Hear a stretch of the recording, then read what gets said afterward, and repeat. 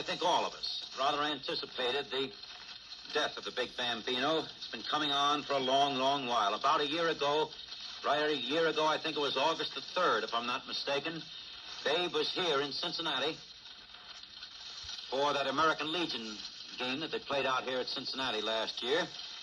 And I had the pleasure of spending a day with the Babe.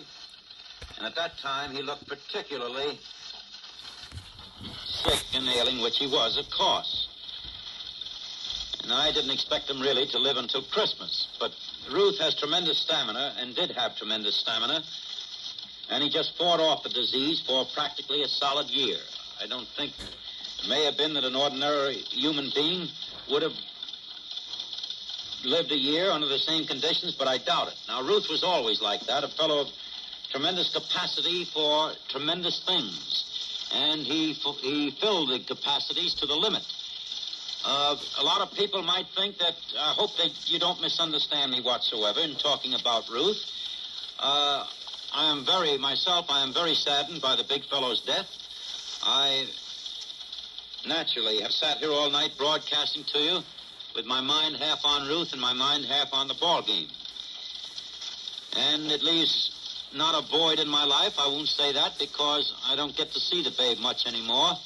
And so naturally it wouldn't be as if your best friend died, but after you play with a fellow for a great many years and the fellow has been a very vital factor in anything that you might have undertaken in your life, why, naturally, you become very close to a fellow like that.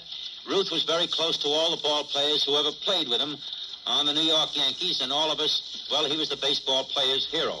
He was my hero. He was the fellow who, in past years, right after the Black Sox scandal, rebuilt baseball when the customers were frowned upon it.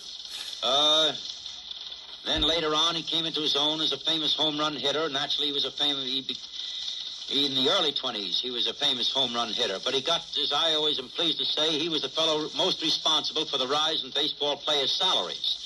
He created new standards of economics, new economic standards in baseball. He raised the salaries. He also brought more attention to baseball. He I believe, put baseball on a higher plane than it ever had been before the era of Ruth.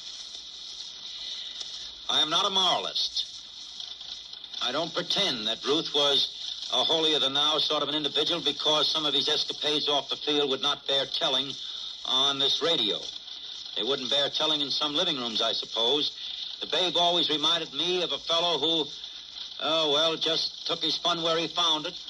And it wasn't through premeditation as much as it was perhaps through ignorance, let's say, of moral standards. Let's put it that way. He did what he thought was just and right, and some of the things that he thought were just and right were not just exactly what other people would consider along the same lines.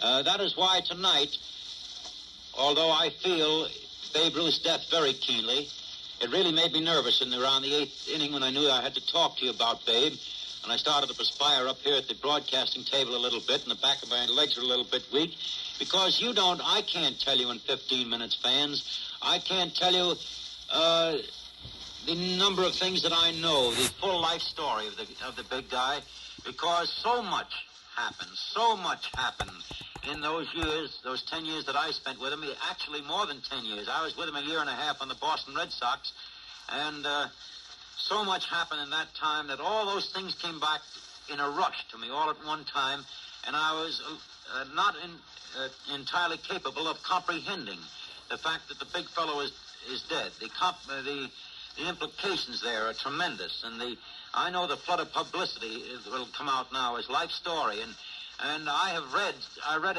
an article not long ago. I read a piece in the paper here in one of the Cincinnati papers written by one of the syndicated story that had more discrepancies in it than I have ever seen in one story regarding Ruth. It was evidently a piece dashed off in a hurry to beat the gun by somebody that wanted to get something in about Ruth. It wasn't a local writer at all. It wasn't Nick Denton, if you're thinking of that.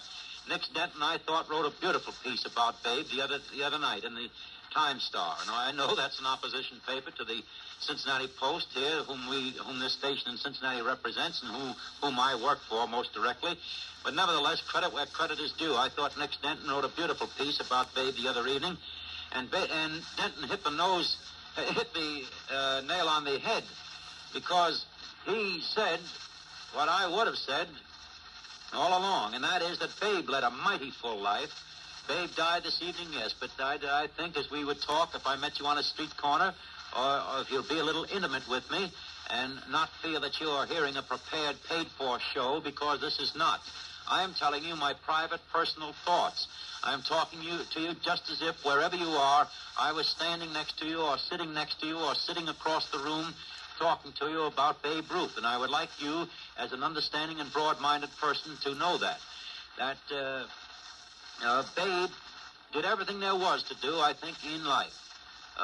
He was not cheated. He led a mighty full life. There wasn't anything that I think that... anything that you would want, or anything that he would want that wasn't fulfilled. And so the fellow died not wanting.